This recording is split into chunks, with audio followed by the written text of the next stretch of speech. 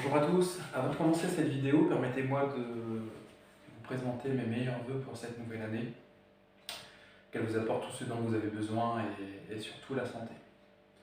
Alors vous êtes nombreux à m'avoir demandé une vidéo sur le rodage. Alors je vais vous proposer ce que je fais depuis plus d'une vingtaine d'années lorsque j'assemble et je prépare un moteur. Alors, ce que je vous propose, c'est de prendre la définition du Larousse qui est plutôt très bien faite. Quand on parle de rodage, dans le monde de l'automobile, moi j'y vois au moins trois aspects ou différents, ou trois définitions différentes, ou en tout cas, le mot, on peut l'appliquer à trois choses complètement différentes. Je vous lis. Le rodage, c'est une opération ayant pour but d'obtenir une surface unie et polie, et dans le cas de surface flottante, une portée aussi parfaite que possible. Et en général, c'est un fonctionnement temporairement limité en dessous des performances nominales.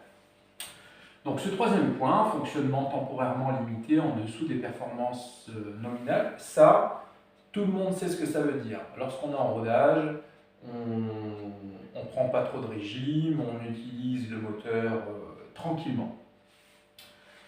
Je reprends les premières lignes. Opération ayant pour but d'obtenir une surface unie et polie.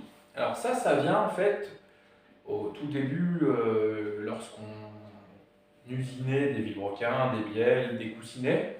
Forcément, avant qu'on ait des outils à commande numérique, les tolérances de cote de fabrication des vilebrequins, bielles et autres étaient plus ou moins disparates.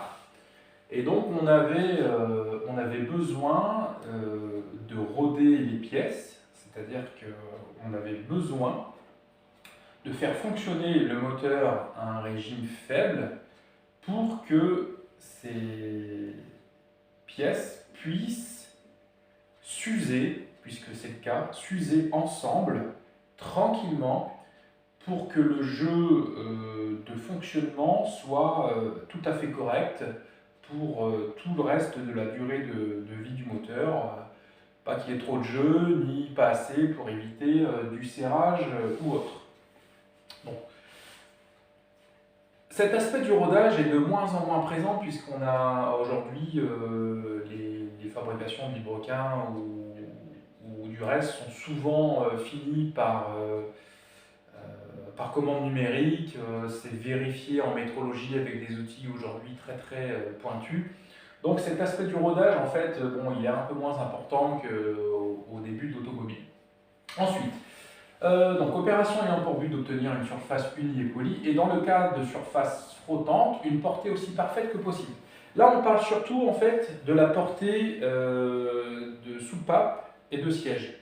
Là, je pense que tous vous êtes au courant. En gros, on rôde avec de la pâte à rôder et un rodoir, la portée de soupape ainsi que le siège pour que ça soit parfaitement étanche.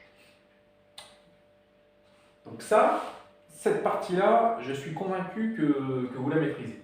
Par contre, là où moi je suis moyennement d'accord, c'est fonctionnement temporairement limité en dessous des performances nominales. Pour moi, faire un rodage efficace, il y a un moment, il faut utiliser le moteur sérieusement, il faut le mettre en charge. Et je vais vous expliquer pourquoi. Ça se passe surtout au niveau de la segmentation. J'ai cherché partout, j'ai l'impression que tout le monde pense que l'étanchéité du segment dans le cylindre se fait uniquement par l'élasticité du segment. C'est complètement faux.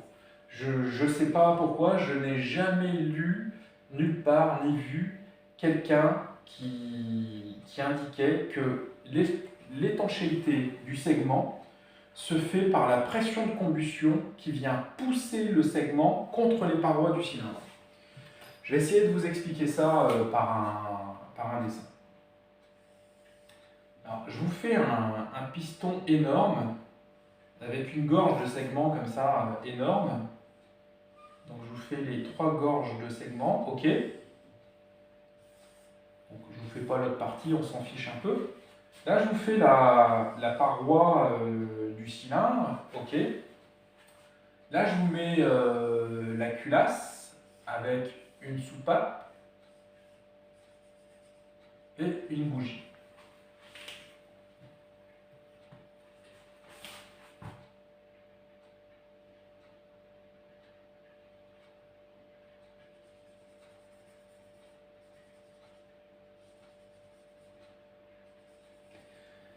Là, je vous fais un segment.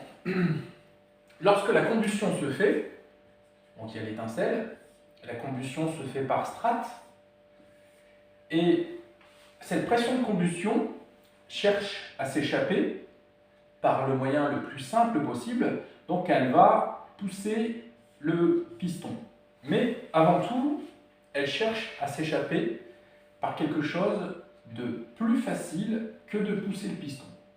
Donc il y a une partie de la pression de combustion qui va filer dans le jeu entre le cylindre et le piston, donc là je l'ai volontairement grossi, par le jeu à la coupe.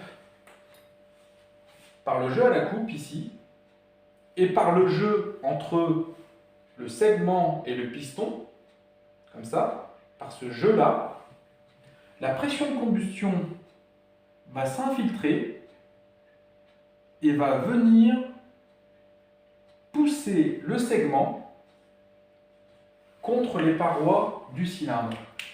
Ça, je n'ai jamais vu personne en parler, et pourtant, c'est comme ça que l'étanchéité segment-cylindre se fait. Et c'est là où c'est important, lors d'un rodage, de ne pas rouler tout le temps cool, parce qu'on finit par glacer les parois de cylindre et on ne rôde pas correctement les segments. Les segments, alors je vais vous le faire plutôt ici. En réalité, si on a un cylindre tout à fait rond, si on roule cool, les segments, ils vont pas se rôder parce que c'est pas le mot, mais en tout cas ils vont s'user comme ça avec des vagues, occasionnant des pertes. La pression de combustion va s'échapper par ces parties-là. Donc ça, c'est super important de se le garder en tête. C'est vraiment extrêmement important. Je vais effacer cette partie-là. Gardez-le en mémoire.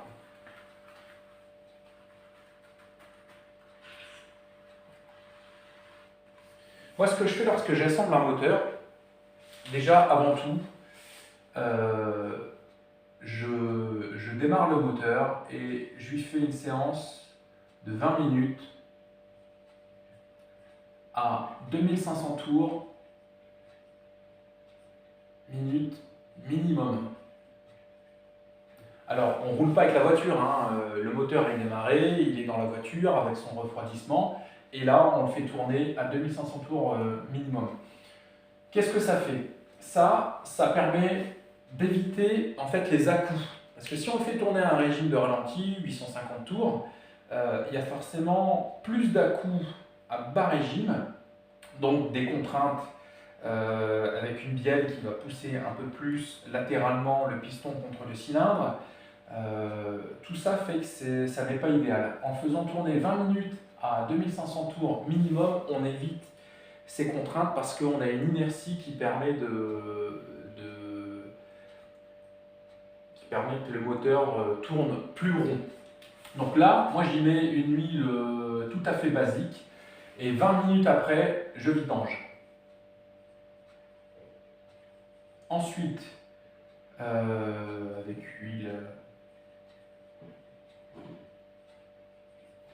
Ensuite, je mets l'huile dite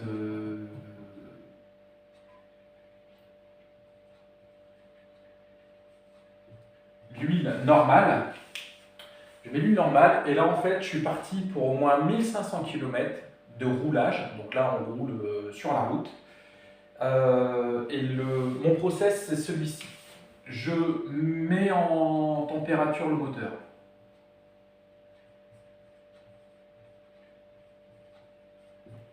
Et dès que le moteur est en température,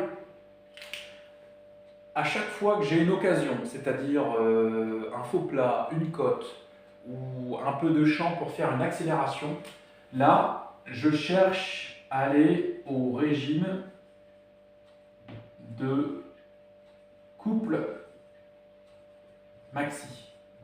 En fait, le régime de couple maxi, c'est là où la pression de combustion est la plus forte.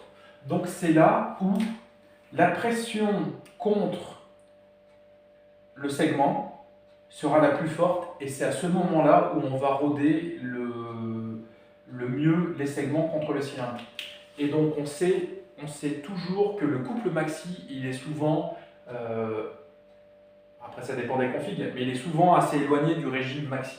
Donc ça, c'est vraiment super, méga important de mettre en charge le moteur une fois qu'il est chaud, pendant au moins les 1500 bornes. Alors aussi souvent que possible, hein, aussi souvent. Alors après, je ne vous demande pas de monter un col de 10 bornes avec une caravane au cul, mais dès lors que vous pouvez faire une belle petite accélération en tournant autour du régime de couple maxi, c'est vraiment l'idéal, aussi souvent que possible, une fois le moteur mis en température.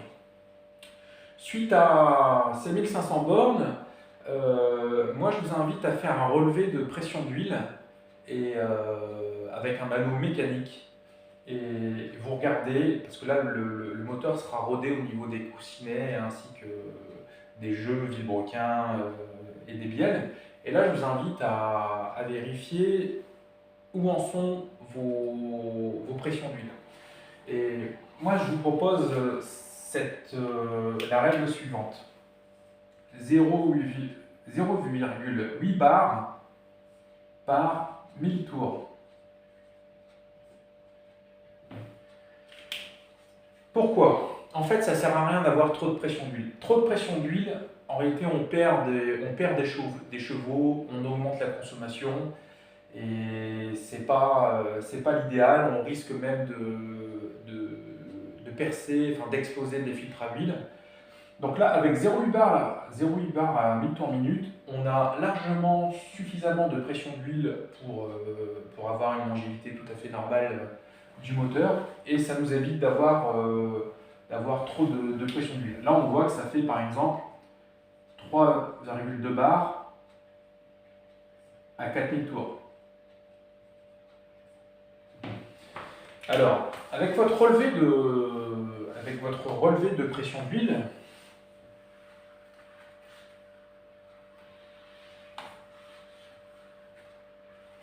vous faites un relevé de pression d'huile à chaud. Et imaginons qu'à 4000, vous ayez 6 bars et que vous ayez mis votre huile normale ici, qui est de la 15W40. Dans ce cas-là, vous allez baisser la viscosité et vous allez déjà commencer par une huile de l'ordre de... C'est surtout la viscosité à chaud hein, qu'il faut baisser. Et là, vous pouvez essayer une 10W30 et voir comment se comporte cette pression d'huile-là. À l'inverse, si on avait une pression à 4000 tours de 2 bars,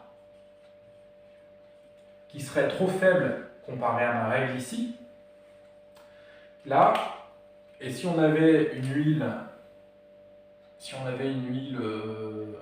va dire, si on avait une 5W30, là, on peut tout de suite envisager d'augmenter la viscosité et de partir sur une huile 15W50 pour atteindre cette fameuse règle de pression d'huile.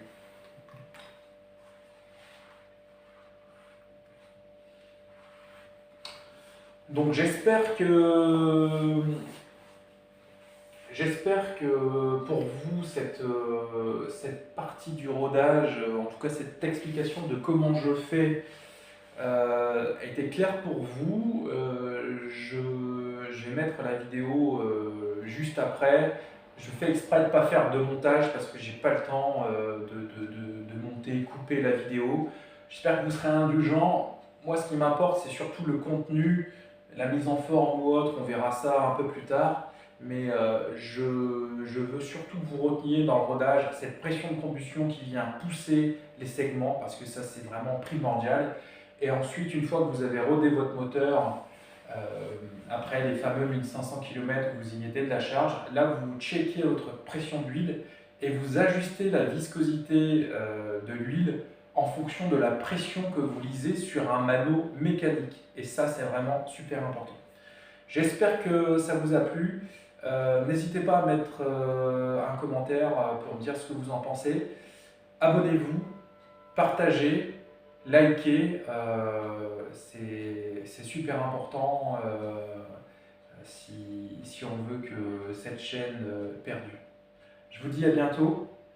Et ah oui, j'ai oublié de vous dire, j'ai reçu la gestion programmable pour l'Audi A4. Donc je pense que ça fera l'objet de la prochaine vidéo. Allez, à bientôt.